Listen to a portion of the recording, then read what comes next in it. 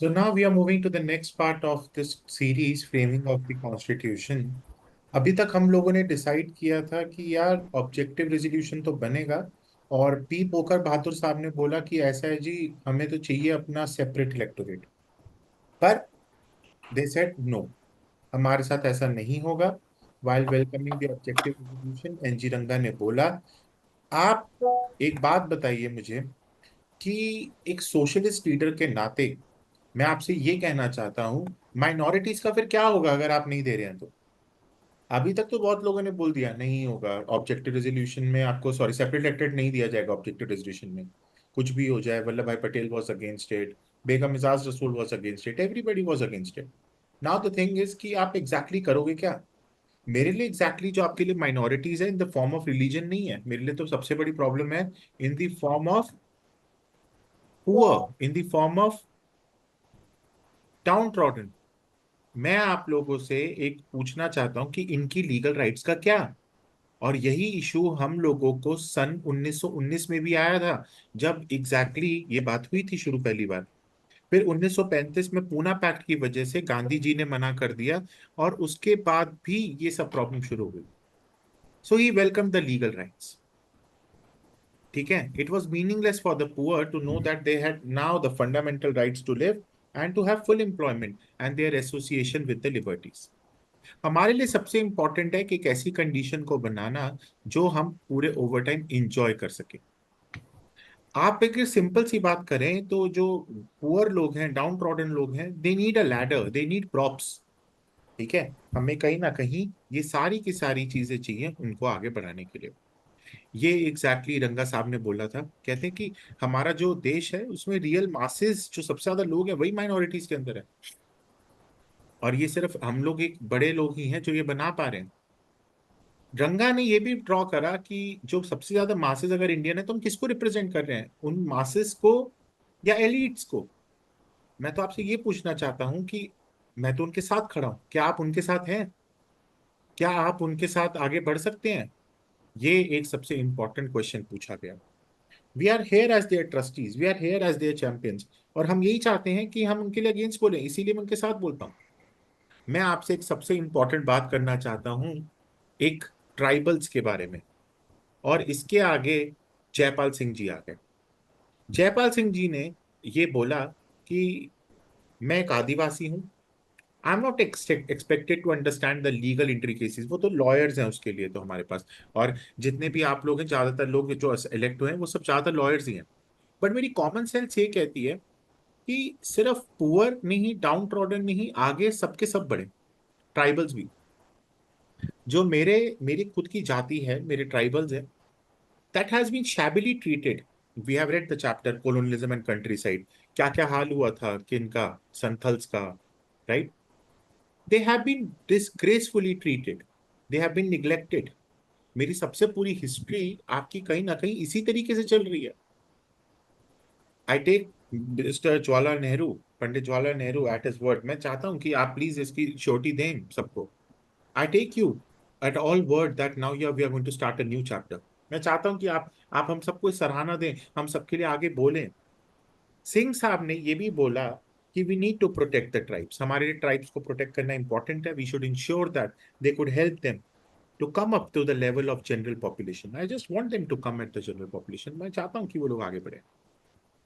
They have been dispossessed, they have been deprived, they are forced to move in search for the new homes. He made a moving plea for breaking the emotional and physical distance. हमारे लिए सबसे important है कि हम कैसे आप लोगों के साथ एकदम से मिक्स होंगे। क्या आप एज अ ट्राइबल हमें एक्सेप्ट करोगे? क्या एज अ शेड्यूल कास्ट हमें एक्सेप्ट करोगे? ये सब सवाल पूछे, और ये सारे के सारे जवाब, ये सारे के सारे सवाल बड़े जायज थे उस समय। आज भले ना हो इतने, बट आज भी कुछ जगहों पे अभी भी इसीलिए इसीलिए हमारी जो करंट सरकार है, उन्होंने क्या कर रखा है, और एक रिजर्वेशन दे रखी है, और एक नया रिजर्वेशन निकाले जिसका नाम है ईडब्ल्यूएस। सो हमारे लिए सबसे इंपॉर्टेंट यही है कि हम ट्राइबल्स की आवाज सुने। ठीक है, तो ये आपका 3.2। 3.2 में क्वेश्चन आता है आपका कि explain the word said by mister Ranga, explain the words said by mister Ranga for the poor people. Next आता है,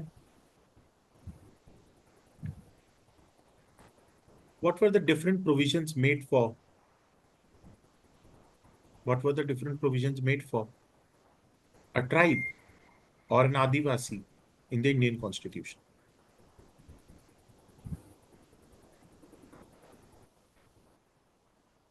जयपाल सिंह ने एग्जैक्टली यही बोला है, we need to protect the tribes, we need to ensure the conditions कि because at the end of the day these tribes needs protection. They had been dispossessed, इनकी हालत बहुत खराब है, इनको इनके फॉरेस्ट से निकाल दिया गया है, और इनको they are being perceived as primitive, they have been perceived as backward. तो मैं वो चाहते हैं कि कोई इनसे डिस्टेंस ना बनाए बल्कि इनको अपने साथ जोड़े। और आज देखो 75 ईयर्स ऑलमोस्ट अब कॉन्स्टिट्यूशन बने हुए हो गए हैं, हम लोगों ने शेड्यूल ट्राइब्स और शेड्यूल कास्ट को अपने साथ रखा है,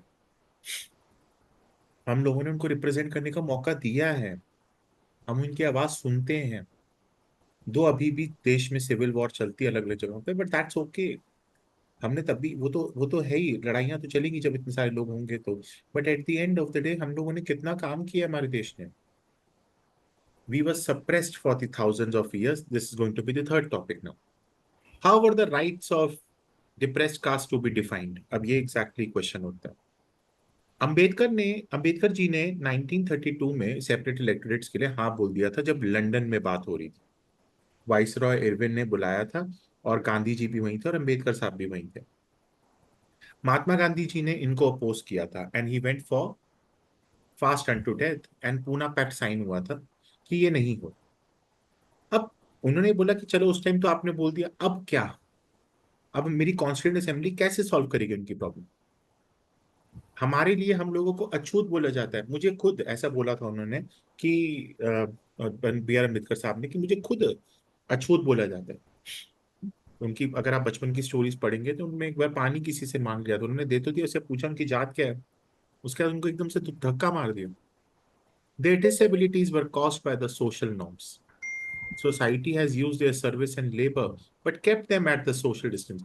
अगर देखा जाए तो आज इनके बिना कोई देश नहीं चल सकता। बहुत सारी चीजें इन्होंने हमारे लिए देश के लिए करी है जो शायद कोई और नहीं कर सकता। सोशल सर्विसेज लेबर के लिए आप बुलाते हैं हम लोगों को, but we have been suffering, but हम और नहीं सफर करना चाहते, ऐसा नगप्पा साहब ने बोला मद्रास से। तो यहाँ पर एक क्वेश्चन आएगा, ये लाइन दे दी जाएगी और ये बोलेंगे किसने बोली? ये बी आर अम्बेडकर साहब ने नहीं बोली, ये नगप्पा साहब ने बोली है मद्रास से। We have realised our responsibilities, हम आगे बढ़ना चाहते हैं। हम नंबर्स के हिसाब से देखें तो माइनॉरिटीज नहीं है, बट हमारी जो सफरिंग है, हमें मार्जिनलाइज करके जो रखा हुआ है आपने, वो गलत है। हमें कभी भी एडमिनिस्ट्रेशन का पार्ट नहीं बनाया। खंडेरकर साहब ने बोला after the party we were suppressed for thousands of years to such an extent that neither our minds nor our bodies, now even our hearts work. ये इतनी बुरी हालत है हमारी। आप तो हमें को इतना फर्क भी नहीं पड़ता कि क्या हो रहा है, हम तो इतने ज्यादा वो हो गए थे चीजों में। But after the partition Ambedkar no longer argued for separate electorates. Constituent assembly ने रिकमेंड करा अनटचेबिलिटी को अबॉलिश करना, तो this was the final thing which has happened. Hindu temples सबके लिए खुले हैं, गवर्नमेंट ऑफिसेज रिजर्व कर दिए गए हैं, इसीलिए हमारे पास schedule caste and schedule tribes act 1935 में ही बना दी गई।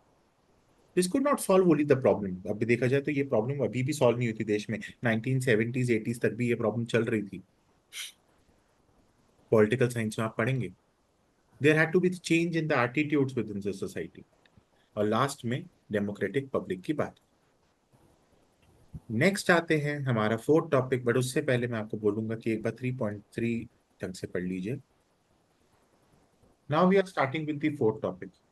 One of the most important topics debated was the rights of the central government. अब एग्जैक्टली यही बात होनी चाहिए कि सेंट्रल गवर्नमेंट के पास कितनी पावर दी जाए। मुझे ये पता है कि हमारे कॉन्स्टिट्यूशन में तीन पावर्स डिवाइड करी गई है। One is union list, second is state list, and then is concurrent list. Among those arguing for the strong centre was Jawaharlal Nehru, as he put in the letter to the president कि partition तो अब एक fact हो चुका है, हमें उसके लिए मानना पड़ेगा। बट कहीं ना कहीं इंटरेस्ट ऑफ कंट्री के लिए सबसे इंपॉर्टेंट ये है कि अगर हमारा सेंट्रल अथॉरिटी वीक हुआ तो हर कोई क्या करेगा, अपनी अपनी पावर्स को जस्टिफाई करने लग जाएगा। हम लोग अलग अलग मैटर्स में कभी भी काम नहीं कर पाएंगे और अपने देश मांगते रहेंगे। इसीलिए जब ड्राफ्ट बना था कॉन्स्टिट्यूशन का, वहां पर हम लोगों ने तीन लिस्ट मारी: यूनियन, स्टेट और कॉन्करेंट। सो ये जो सब्जेक्ट्स थे, सबसे पहले यही बोला गया कि जो फर्स्ट लिस्ट में है, यूनियन लिस्ट में, वो सेंटर के पास जाएगा। हमारी सेकेंड लिस्ट में स्टेट्स के पास जाएगा, ये ऑलरेडी हम सिविक्स में पढ़ चुके हैं क्लास 10। और थर्ड लिस्ट में ये जो सेंटर और स्टेट है, ये दोनों मिलकर भाई बंधु एक लिस्ट के साथ आगे बढ़ेंगे। However many more items were placed. ठीक है, बहुत सारी चीजें बताई गई। यहाँ पर एक बन गया नई लिस्ट जिसका नाम है कॉन्करेंट लिस्ट। कॉन्करेंट मतलब जो यूनियन में भी नहीं आएगी, जो स्टेट में भी नहीं आएगी। और यहाँ पे तीसरी लिस्ट क्या बन गई? कॉन्करेंट लिस्ट बन गई। तो यहाँ पर सबसे इंपॉर्टेंट यही चीज हुई कि many more items were placed under the exclusive control and more placed on the concurrent list to that desired by the province. Union ने कंट्रोल करा अपने मिनरल्स को लेकर, की इंडस्ट्रीज को लेकर। आर्टिकल 356 में हम लोगों ने, सेंटर ने एक स्टेट एडमिनिस्ट्रेशन के साथ भी काम करना शुरू कर दिया। कॉन्स्टिट्यूशन में अभी तक हमारे पास तीन लिस्ट है प्रेजेंटली। पर ये जब ड्राफ्ट बना था तो हमारे पास दो लिस्ट में तो कम से कम पूरा लिखा हुआ था। पर एक नई लिस्ट बनाई गई, कॉन्करेंट लिस्ट, क्योंकि हमें नहीं पता कि कौन सी लिस्ट में कब क्या डाले, इसीलिए हम लोगों ने कॉन्करेंट लिस्ट बनाई है जिसमें सेंटर के पास ज्यादा होगा पावर। आर्टिकल 356 एक एग्जांपल देना चाहता हूं, जब जो बच्चे मेरे पॉलिटिकल साइंस के हैं, कि एक आपने चैप्टर पढ़ा होगा एरा वन पार्टी डोमिनेंस, और एक आपने पढ़ा था आपका नेशनल इमरजेंसी। आर्टिकल नंबर 352 आप लोगों का बताता है नेशनल इमरजेंसी के बारे में, कि हम पूरे इंडिया में कैसे इमरजेंसी लगा सकते हैं। और ये कब होता है? एक्सटर्नल थ्रेट की वजह से। किसकी वजह से? एक्सटर्नल थ्रेट की वजह से। और दूसरा हमारे पास है आर्टिकल नंबर 356। यहाँ पर अगर स्टेट में कोई ढंग से काम नहीं कर रहा है एडमिनिस्ट्रेशन में, तो हम लोग क्या कर सकते हैं? हम लोग अपने सेंटर, यहाँ पर एक इंटरनल इमरजेंसी लगा सकते हैं, स्टेट की इमरजेंसी। मतलब स्टेट में अपने पास ये अपना पूरी पावर ले सकते हैं, जो अभी हमने कश्मीर में सबसे पहले किया था आर्टिकल नंबर 370 हटा। 370 का प्रोविजन हटाकर हम लोगों ने सबसे पहले 356 ही लगाया। कॉन्स्टिट्यूशन ने मैंडेट किया था एक फिस्कल फेडरलिज्म। कॉन्स्टिट्यूशन ने फिस्कल फेडरलिज्म की बात करी। देखिए, मैं आपको एक चीज और बताना चाहता हूँ। हमारे कॉन्स्टिट्यूशन में फेडरलिज्म नाम का वर्ड है ही नहीं। हम लोग क्या बोलते हैं? We are union of states. हम लोग कौन है? Union of states. हम लोग फेडरलिज्म नहीं है। बट हमारे पास ये जो सिस्टम बताया गया है, ये फिस्कल फेडरलिज्म है। फिस्कल फेडरलिज्म का मतलब क्या है? कि कोई भी अगर टैक्सेस हैं, कोई भी अगर ज्यादा पावर्स हैं, वो चीज सेंटर रखेंगे। बट और दूसरा, जो पैसे का लेन देन होगा, कमाई कौन करेगा? सेंटर करेगा। And centre is going to distribute to the states. चलिए इसका एक छोटा सा एग्जांपल ले लेते हैं। हमारे पास जीएसटी है। जीएसटी क्या है? हमारा इनडायरेक्ट टैक्स है। ये टैक्स आपके कोई भी सामान में लगता है। हमारे पास दो तरह के जीएसटी हैं, एक सीजीएसटी और एक एसजीएसटी। सेंट्रल, ये सेंट्रल जीएसटी, और एक है आपकी स्टेट जीएसटी। जब भी आप देखेंगे कोई भी बिल अगर आपके पास आएगा, तो हाफ अमाउंट आपको सीजीएसटी को देना है, हाफ अमाउंट आपका एसजीएसटी को देना है। ये जो सारा जीएसटी का पैसा है, ये कलेक्ट करते हैं हमारे central, and they distributed to the state. ये शेयर करना हमारा किसका काम है? Fiscal federalism. हम लोगों ने अपनी पूरी के पूरी स्टेट्स को भी एक अलग अलग पावर दी हुई है कि वो कौन कौन से टैक्सेस लगा सकते हैं। इसीलिए कुछ स्टेट्स कुछ चीजों पे वैट भी लगाते हैं। VAT is value added tax. Petrol पे लगता है ये, स्टेट का अलग टैक्स है इसके अंदर। हमारे पास बहुत सारी चीजें हैं टैक्स को लेकर, लैंड को लेकर, प्रॉपर्टी को लेकर, सेल्स टैक्स को लेकर। ये सारी की सारी टैक्स, अब ज्यादातर चीजें जीएसटी के अंदर आ रही है, बट अभी भी हमारे पास कुछ टैक्स हैं जो स्टेट लगा सकते हैं। तो ये जो कंसेप्ट है जो टैक्सेस का, ये क्या है? Fiscal federalism. This is your fourth topic. Next is centre is likely to break. तो यहाँ पर एक क्वेश्चन आप जो लिख सकते हैं, जो आने का है चांसेस, वो ये था फोर्थ टॉपिक में, Explain the three lists of subjects of the Constitution. Explain the three lists of subjects in the Constitution.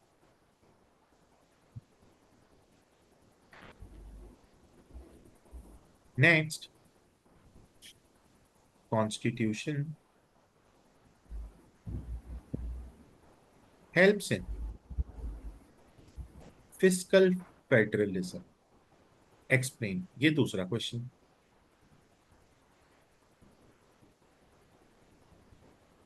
या मैंडेट्स इन बोलेंगे, मैंडेट्स इन फिस्कल फेडरलिज्म सब्सटैंशिएट।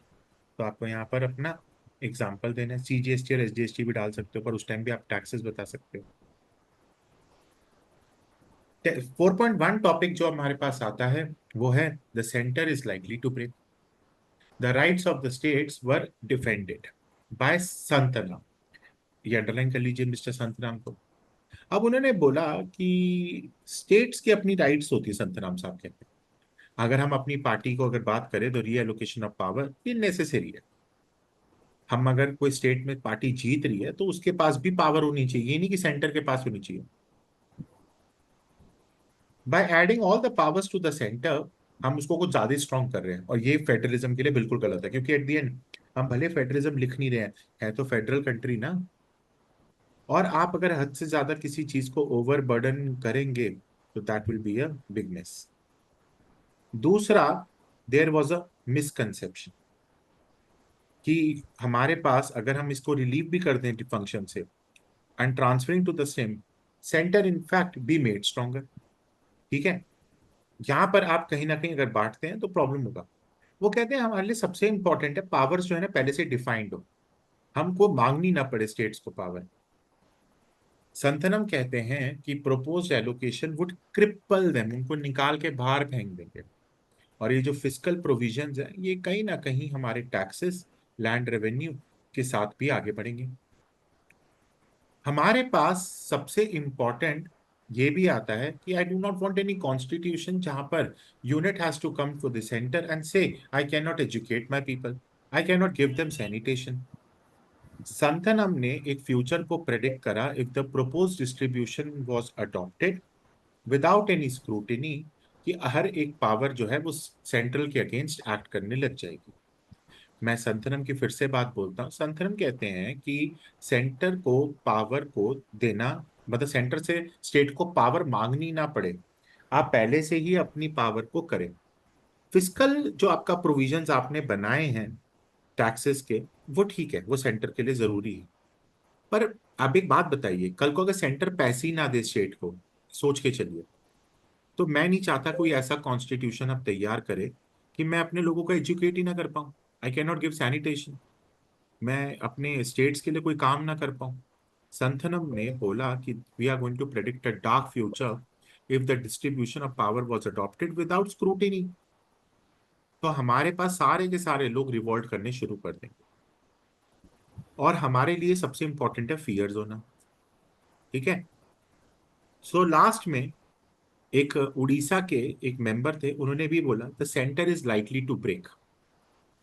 अगर सेंटर के पास हद से ज्यादा हो गई ना पावर, सेंट्रलाइज पावर हो जाएगी, और ये सेंटर जो है बार बार बार बार टूटने लग जाएगा। एक बार प्लीज 4.4 और 4.1 रीड करिए।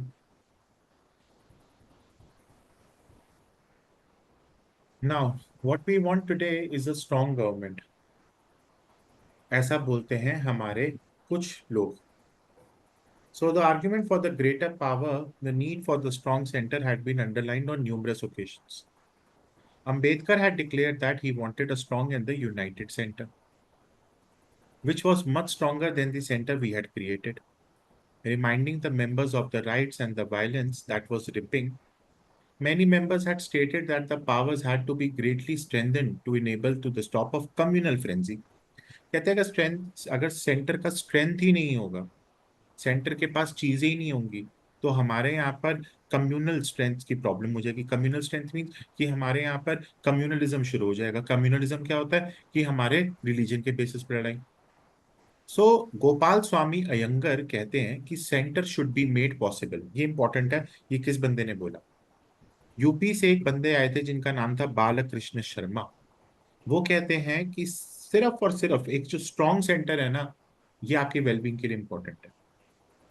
और अगर आपको अपने देश को बचाना है तो ये आपको करना पड़ेगा। Before partition the Congress had agreed to grant considerable autonomy, and this has been the part of the effort to assure कि मुस्लिम लीग आपके प्रोविंसेस के साथ मिलकर काम करें। आफ्टर पार्टीशन सारे के सारे नेशनलिस्ट चेंज करते गए, because they felt that earlier political pressures were no longer there. हमारे पास पहले से ही यूनिटरी सिस्टम की आदत है। यूनिटरी सिस्टम मतलब एक स्ट्रॉन्ग सेंटर का सिस्टम। और जो वायलेंस है वो कहीं ना कहीं आपके एक सेंट्रलाइजेशन के साथ ही आगे बढ़े। कॉन्स्टिट्यूशन ने बायसनेस दिखाई है अपने कॉन्स्टिट्यूशनल स्टेट्स को लेकर, और ये सारी की सारी चीजों का ध्यान हमें रखना बहुत जरूरी है। तो किन किन लोगों ने बोला? हमारे पास सबसे पहले बोला है मिस्टर अंबेडकर ने कि हमारे पास स्ट्रॉन्ग सेंटर होना चाहिए। दूसरा, गोपाल स्वामी अयंगर ने। तीसरा, हमारे पास बालकृष्ण शर्मा ने। पार्टीशन से पहले भी हमने स्ट्रॉन्ग सेंटर अगर होता तो ये मुस्लिम लीग वाली इतनी प्रॉब्लम नहीं होती।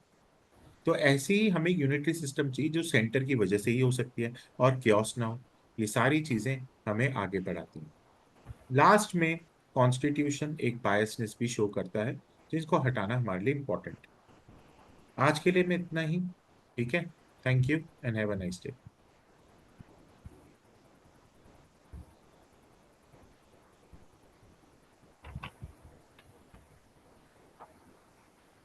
सोइदन लोग को हेलो।